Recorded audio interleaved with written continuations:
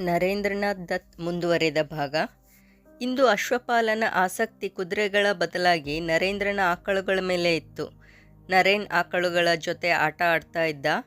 ಅಶ್ವಪಾಲ ಅವನ ಹತ್ತಿರ ಬಂದು ಕೇಳಿದ, ಬಿಲೆ ಮೊಶಾಯ್, ಹೊಸದಾಗಿ ಹುಟ್ಟಿದ ಆಕಳಿನ ಕರು ಹೇಗಿದೆ? ತುಂಬ ಚೆನ್ನಾಗಿದೆ. ಬೆಳ್ಳಗೆ ಬೆಳಕಿನ ಹಾಗೆ. ತುಂಬ ಶಕ್ತಿಶಾಲಿಯಾಗಿದೆ. ಜಿಗಿದಾಡಿದರೆ ನೆಲವೇ ನಡಿಗೆ ಹೋಗುತ್ತೆ. ನನಗೆ ತುಂಬ ಇಷ್ಟ ಆಗುತ್ತೆ. ಮಹಾದೇವನ ನಂದಿಯ ಹಾಗೆ. ಹೌದಾ, ನೀವದನ್ನು ಏನು ಮಾಡ್ತೀರಿ? ಇನ್ನೂ ಸರಿಯಾಗಿ ಅದರ ಬಗ್ಗೆ ಯೋಚನೆ ಮಾಡಿಲ್ಲ. ಈಗ ಗಂಭೀರ ಮುದ್ರೆಯಲ್ಲಿ ನಿಂತು ಹೇಳಿದ, ಯೋಚನೆ ಮಾಡ್ತಿದ್ದೇನೆ ಇದರ ವಿವಾಹ ಮಾಡಬೇಕು ಅಂತ.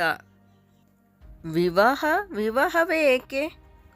ಅಕ್ಕ ದಿನಾಲೂ ಅವಳ ಬೊಂಬೆ ವಿವಾಹ ಮಾಡ್ತಾಳೆ, ಮತ್ತೆ ನನಗೆ ಅಣಗಿಸ್ತಾಳೆ. ನನ್ನ ಹತ್ತಿರ ವಿವಾಹ ಮಾಡಿಸಲು ಏನೂ ಇಲ್ಲ.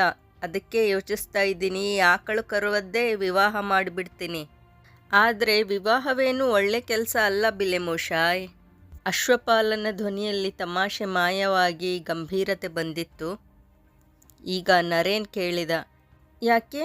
ಎಲ್ಲರೂ ವಿವಾಹ ಆಗೇ ಆಗ್ತಾರೆ, ಮತ್ತೇನಕ್ಕೆ ಇದು ಒಳ್ಳೆಯದಲ್ಲ? ನಿಮಗೆ ಗೊತ್ತಿಲ್ಲ ಬಿಲೆ ಬಾಬು, ವಿವಾಹ ಅನ್ನೋದು ಮನುಷ್ಯನಿಗೆ ಎಷ್ಟು ದೊಡ್ಡ ಅಭಿಶಾಪ ಅಂತ. ವಿವಾಹ ಅಂದರೆ ಮನುಷ್ಯನ ಒಂದು ಗೂಟಕ್ಕೆ ಕಟ್ಟಿದ ಹಾಗೆ.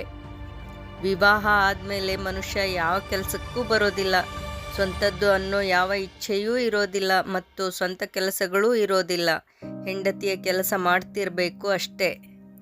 ಪುರುಷ ವಿವಾಹ ಆಗೋದಂದರೆ ತನ್ನ ಕೈಯಿಂದಲೇ ಕೊರಳಲ್ಲಿ ನಾಯಿಯ ಪಟ್ಟಿ ಕಟ್ಟಿಸಿಕೊಂಡ ಹಾಗೆ. ಸ್ತ್ರೀಯ ಕೈಯಲ್ಲಿ ಹಗ್ಗ ಕೊಡೋದು ಅಷ್ಟೇ. ಸ್ತ್ರೀ ಹೇಗೆ ಹೇಳ್ತಾಳೋ ಹಾಗೆ ಕೇಳಬೇಕು. ಆಹಾರ ಕೊಟ್ಟರೆ ತಿನ್ನಬೇಕು. ಅವಳು ಯಾರನ್ನು ತೋರಿಸ್ತಾಳೋ ಅವರನ್ನು ಗುರಾಯಿಸಬೇಕು. ಬೈದರೆ ಬಾಲ ಮುದ್ರಕೊಂಡು ಕೂತ್ಕೋಬೇಕು. ಬಹುಶಃ ಇಂದು ಅಶ್ವಪಾಲ ತನ್ನ ಮನದಾಳದ ಮಾತನ್ನು ಯಾರಿಗೂ ಹೇಳಲಾಗದೆ ಚಿಕ್ಕ ಮಗುವಿನ ಎದುರು ಹೇಳ್ತಾ ಇದ್ದ. ವಿವಾಹ ಅಷ್ಟೊಂದು ಕೆಟ್ಟದ್ದಾ? ಅಷ್ಟೇ ಅಲ್ಲ, ತುಂಬ ಅಧಿಕ. ನರಕ ಅನ್ನೋದು ತುಂಬ ಕೆಟ್ಟ ಸ್ಥಳ ಅಲ್ವಾ ನರೇನ್ ಬಾಬು? ಯಾರಾದರೂ ಇದರ ಬಗ್ಗೆ ಸರಿಯಾಗಿ ವರ್ಣನೆ ಮಾಡಿದ್ದಾರಾ? ಎಷ್ಟೇ ಹೇಳಿದರೂ ಅದರ ಬಗ್ಗೆ ಮೇಲ್ಮೇಲೆ ಸ್ವಲ್ಪ ವರ್ಣನೆ ಇರುತ್ತದೆ ಅಷ್ಟೇ. ಹಾಗೆ ವಿವಾಹದ ಕೆಲವೊಂದು ದೋಷಗಳನ್ನು ಹೇಳಬಹುದಷ್ಟೇ. ಆದರೆ ವಸ್ತುತಃ ಇದು ಎಷ್ಟೊಂದು ಕೆಟ್ಟದ್ದು ಅಂತ ಮದುವೆ ಆದವನಿಗೆ ಗೊತ್ತು. ಆದರೆ ಏನು ಮಾಡಲಿಕ್ಕಾಗುತ್ತದೆ? ವಿವಾಹ ಆಗಿಬಿಟ್ಟ ಮೇಲೆ ಏನು ಮಾಡಲೂ ಆಗೋದಿಲ್ಲ. ಅದರಿಂದ ಹೊರಗೆ ಬರಬೇಕು ಅಂದರೆ ತುಂಬ ಕಷ್ಟಪಡಬೇಕಾಗುತ್ತೆ. ಕುದುರೆಗೆ ಮುಖವಾಡ ಹಾಕಿದ ಮೇಲೆ ನೇರವಾಗೇ ಹೋಗಬೇಕಾಗುತ್ತೆ. ಅದನ್ನು ಬಿಟ್ಟು ಆಚೆ ಈಚೆ ನೋಡಿದರೆ ಮಾಲೀಕ ಚಾಬುಕಿನಿಂದ ಹೊಡೆದು ಚರ್ಮ ಸುಲಿದು ಬಿಡ್ತಾನೆ. ವಿವಾಹವು ಹೀಗೇ ಬಿಲೆ ಬಾಬು. ಆದರೆ ವಿವಾಹವನ್ನಂತೂ ಎಲ್ಲರೂ ಮಾಡಿಕೊಳ್ತಾರಲ್ಲ.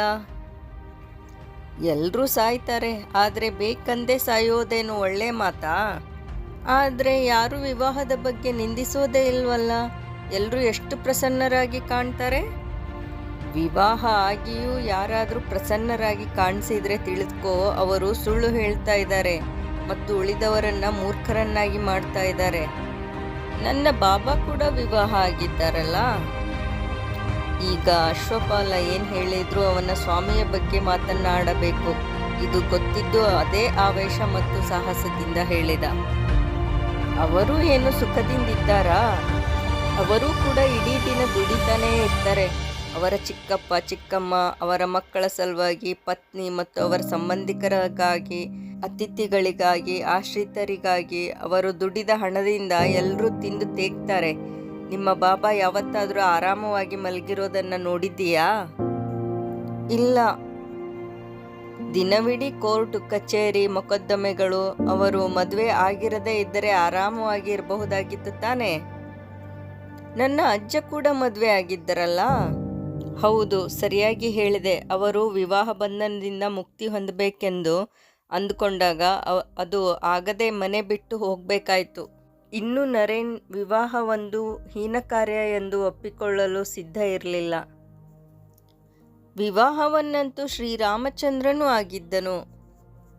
ಅಶ್ವಪಾಲನಿಗೆ ಅರ್ಥ ಆಯಿತು ಇನ್ನೂವರೆಗೂ ನರೇನ್ ಯಾಕೆ ವಿವಾಹ ಪಕ್ಷದ ಕಡೆಗೆ ಇದ್ದಾನೆ ಅಂತ. ಆದರೆ ಈ ತರ್ಕವನ್ನು ತನ್ನ ಕಡೆಗೆ ತಿರುಗಿಸಿಕೊಂಡ. ಶ್ರೀರಾಮನಾದರೂ ಏನು ಸುಖ ಅನುಭವಿಸಿದ? ಸೀತೆ ಹೇಳಿದ್ದಕ್ಕೆ ಅಲ್ವಾ ಸ್ವರ್ಣಮೃಗ ತರಲು ಹೋಗಿದ್ದು. ಇದೇ ವಿವಾಹದ ಸಾರ ಬಿಲೆ. ಸ್ತ್ರೀ ಸ್ವರ್ಣಮೃಗ ಕೇಳ್ತಾಳೆ ಮತ್ತು ಪುರುಷ ಕಾಡು ಮೇಡು ಅಲಿಯುತ್ತಾನೆ.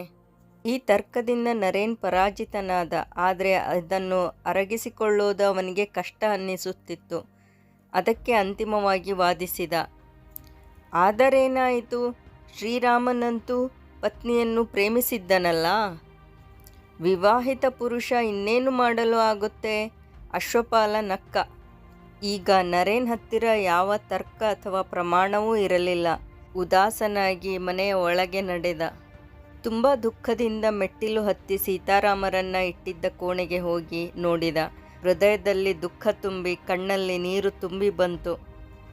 ಪ್ರತಿಮೆಯನ್ನು ಹೇಗೆ ನೋಡಿದ ಅಂದರೆ ಯಾರಿಂದನೋ ದೂರ ಆಗುವ ಹಾಗೆ. ಕಂಠ ತುಂಬಿ ಬಿಕ್ಕಿ ಬಿಕ್ಕಿ ಅಳಲು ಪ್ರಾರಂಭಿಸಿದ. ಈಗ ಅವನ ಅಮ್ಮನನ್ನು ಬಿಟ್ಟು ಯಾರದೂ ಆಶ್ರಯ ಇರಲಿಲ್ಲ. ಭುವನೇಶ್ವರಿಯವರು ಇವನು ಹೀಗೆ ಅಳೋದನ್ನು ನೋಡಿ ಗಾಬರಿಯಾದರು. ಏನಾಯಿತು ಬಿಲೆ? ಯಾಕೆ ಹೀಗೆ ಅಳ್ತಾ ಇದೆಯಾ? ಮಾ ಸೀತಾರಾಮ ನನ್ನ ಆರಾಧ್ಯ ದೇವರು. ಹೌದು, ಏನಾಯಿತು? ಆದರೆ ಅವರಂತೂ ವಿವಾಹಿತರು. ವಿವಾಹ ಆದಮೇಲೆ ಮನುಷ್ಯ ಸಂಸಾರಿಕನಾಗ್ತಾನೆ. ಸಾಂಸಾರಿಕ ವ್ಯಕ್ತಿಯನ್ನು ಹೇಗೆ ಪೂಜಿಸೋದು? ಚಿಕ್ಕ ಮಗುವಿನ ಬಾಯಲ್ಲಿ ಮತ್ತದೇ ದೊಡ್ಡ ದೊಡ್ಡ ಮಾತು. ನಿನಗೆ ಅವರನ್ನು ಪೂಜಿಸಲು ಇಷ್ಟ ಇಲ್ಲ ಅಂದರೆ ಪೂಜಿಸಬೇಡ. ಆದರೆ ಶ್ರೀರಾಮನನ್ನು ಸಂಸಾರಿಕ ವ್ಯಕ್ತಿ ಅಂತ ಮಾತ್ರ ಹೇಳಬೇಡ. ಅವನಂತೂ ಅವತಾರಿ, ಲೀಲೆಗಾಗಿ ಮನುಷ್ಯನಾಗಿ ಬಂದಿದ್ದ. ಏನೇ ಇರಲಿ, ನಾನಂತೂ ಅವನನ್ನು ಪೂಜೆ ಮಾಡೋದಿಲ್ಲ. ಆಯಿತು, ಮಾಡಬೇಡ. ಮತ್ತೆ ಯಾರನ್ನು ಪೂಜೆ ಮಾಡಬೇಕು? ಯಾರು ಯಾವಾಗೂ ಸಂಸಾರಿಕರಾಗಿಲ್ಲ ಅವರನ್ನು ಪೂಜಿಸು. ವಿವಾಹ ಆಗಿಯೂ ಸಂಸಾರಿಯಲ್ಲ, ಪತ್ನಿ ಇದ್ದರೂ ಯಾವಾಗಲೂ ತಪಸ್ಸೆ ಮಾಡುತ್ತಿರುವ ಗೃಹಸ್ಥನಾಗಿಯೂ ಯಾವಾಗಲೂ ಮನೆಯಲ್ಲಿರದ ಮಹಾದೇವ ಶಿವನನ್ನು ಉಪಾಸನೆ ಮಾಡು. ಆದರೆ ನನ್ನ ಹತ್ತಿರ ಶಿವನ ಪ್ರತಿಮೆಯೂ ಇಲ್ಲಮ್ಮ. ಭುವನೇಶ್ವರಿ ದೇವಿ ತಮ್ಮ ಸೆರಗಿನ ಅಂಚಿನಲ್ಲಿ ಕಟ್ಟಿಕೊಂಡಿದ್ದ ಗಂಟನ್ನು ಬಿಚ್ಚಿ ಅದರಲ್ಲಿದ್ದ ನಾಣ್ಯಗಳನ್ನು ನರೇನ್ ಕೈಗೆ ಇಟ್ಟರು. ಹೋಗು, ಹರಿ ಜತೆ ಹೋಗಿ ಅಂಗಡಿಯಿಂದ ಹೊಸ ಪ್ರತಿಮಾ ತೆಗೆದುಕೊಂಡು ಬಾ. ಸಮಸ್ಯೆಯನ್ನೇನೋ ಬಗೆಹರಿಸಿದ್ರು. ಆದರೆ ಅವರ ಮನಸ್ಸು ಎಂದಿನ ಹಾಗೆ ದ್ವಂದ್ವದಲ್ಲಿತ್ತು. ಇಷ್ಟು ಚಿಕ್ಕ ವಯಸ್ಸಿನಲ್ಲಿ ಯಾರಾದರೂ ಉಪಾಸನೆ ಮಾಡದೇ ಇರಲು ಸಾಧ್ಯವಿಲ್ವಾ? ಒಂದು ಸಮಸ್ಯೆಯನ್ನು ಬಗೆಹರಿಸುತ್ತಾ ಇನ್ನೊಂದು ಸಮಸ್ಯೆ ಹುಟ್ಟುತ್ತಿದೆ ಅನ್ನಿಸುತ್ತಿತ್ತು.